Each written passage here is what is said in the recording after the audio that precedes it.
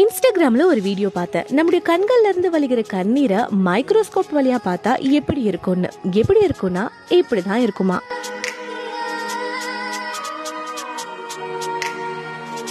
எவ்வளவு அழகா இருக்குல்ல. நம்முடைய கண்ணீரை கூட ஆண்டவர் யூனிக்கா அதுக்குள்ள அவ்வளோ ஆர்ட் ஒழிச்சு வச்சிருக்காரு. இதை பார்த்த உடனே எனக்கு ஒரு வசனம் தான் ஞாபகம் வந்துச்சு. சங்கீதக்காரனாகிய தாவீது சங்கீதம் 56:8 சொல்கிறார், என் அலைச்சல்களை தேவரீர் எண்ணி இருக்கிறீர், என் கண்ணீரை உம்முடைய துருத்தியில் வையும், அவைகள் உம்முடைய கணக்கில் அல்லவோ இருக்கிறது.